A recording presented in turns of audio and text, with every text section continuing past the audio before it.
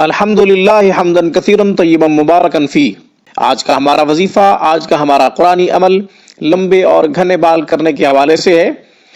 یہ وظیفہ بڑا اکثیر اور نایاب ہے۔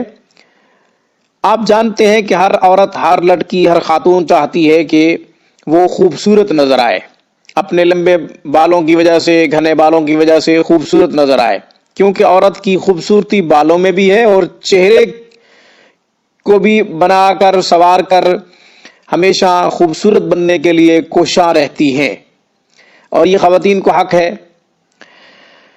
انشاءاللہ ہم یہ قرآنی عمل، یہ قرآنی وظیفہ آپ کی خدمت میں پیش کرتے ہیں۔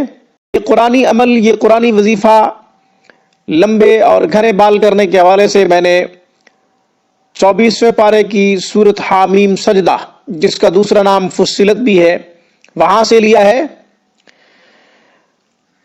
آیت مبارکہ کی تلاوت کر دیتا ہوں۔ اعوذ باللہ من الشیطان الرجیم، بسم اللہ الرحمن الرحیم۔ قل هو للذین آمنوا ھدی وشفاء، قل هو للذین آمنوا ھدی وشفاء، قل هو للذین آمنوا ھدی وشفاء۔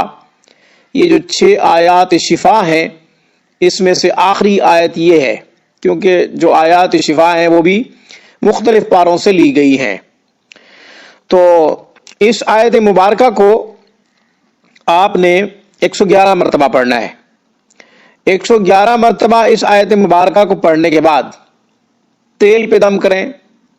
بادام کا تیل ہو، ناریل کا تیل ہو، یا زیتون کا تیل ہو، یا سرسوں کا تیل ہو، کسی بھی تیل پہ آپ دم کر سکتے ہیں جو آپ لگاتے ہیں۔ انشاءاللہ آپ کے بال جو ہے لمبے اور گھنے محسوس ہوں گے، لمبے اور گھنے محسوس ہوں گے، اور انشاءاللہ حقیقت میں بال لمبے ہو جائیں گے، گھنے ہوں گے، بال ٹوٹنا ختم ہو جائیں گے، گرنا ختم ہو جائیں گے۔ اور اگر بال گریں یا ٹوٹیں تو بھی تو بال لمبے نہیں ہوتے، نہ ہی گھنے ہوتے ہیں۔ اگر بال لمبے نہ ہوں، گھنے نہ ہوں، تو عورت کی خوبصورتی ختم ہو جاتی ہے۔ ہر عورت کوشش کر رہی ہوتی ہے کہ میرے بال جو ہے وہ لمبے ہونے چاہیے، گھنے ہونے چاہیے، مہنگے مہنگے شیمپو خریدتی ہیں، اسی طریقے سے مہنگے مہنگے تیل خریدتی ہیں۔ تو ناظرین، اللہ کا کلام ہے، اللہ کا قرآن ہے، بے مثال ہے۔ اس میں سے جو وظیفہ میں نے لیا ہے آپ اس کو استعمال کریں۔ تیل پہ دم کرنے کے بعد وہ تیل لگائیں۔